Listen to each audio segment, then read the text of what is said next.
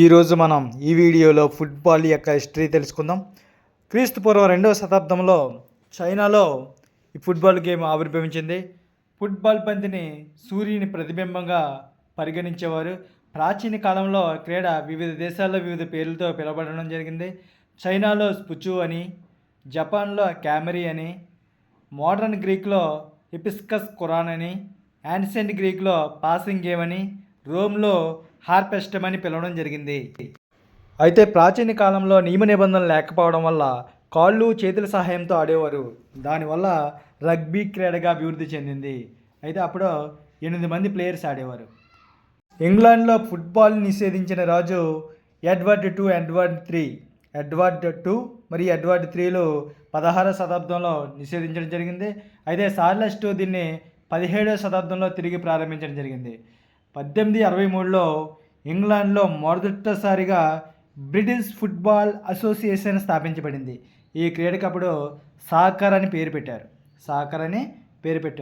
1904వ సంవత్సరంలో ఒలింపిక్స్లో ఫుట్బాల్ గేమ్ను ప్రదర్శన క్రీడగా ప్రవేశపెట్టినారు. 1904వ సంవత్సరంలో ఫిఫా ఏర్పడింది. Federation international D football association స్థాపించబడింది. 1908వ సంవత్సరం నుండి ఒలింపిక్స్లో మెడల్ ఈవెంట్గా మెన్కు ప్రవేశపెట్టారు. అలాగే ఉమెన్కి మెడల్ ఈవెంట్గా 1996 సంవత్సరం నుంచి ఒలింపిక్స్లో ప్రవేశపెట్టడం జరిగింది. 1930వ సంవత్సరం నుంచి ఫుట్బాల్ వరల్డ్ కప్ పోటీలు నిర్వహిస్తున్నారు. అయితే మొదటి ప్రపంచ కప్ జరిగిన ప్రదేశం ఉరుగ్వే. ఈ కప్లో ఛాంపియన్గా ఉరుగ్వే ఉంది. రన్నరప్గా అర్జెంటీనా నిలిచింది. వరల్డ్ కప్లో గెలిచిన వారికి జూలియస్ రిమిట్ కప్ అవార్డుగా ఇస్తారు.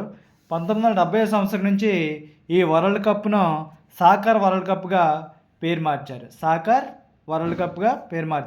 1937లో ఆల్ ఇండియా ఫుట్బాల్ ఫెడరేషన్ స్థాపించబడింది. 1948 సంవత్సరంలో జరిగిన ఒలింపిక్స్ నందు మొదటిసారిగా భారతదేశం ప్రాతినిధ్యం వహించింది. 1956 సంవత్సరంలో ఒలింపిక్స్లో ఇండియాకి 4వ స్థానంలో నిలిచింది. ఒలింపిక్స్లో ప్రవేశపెట్టిన మొట్టమొదటి టీమ్ గేమ్ ఫుట్బాల్.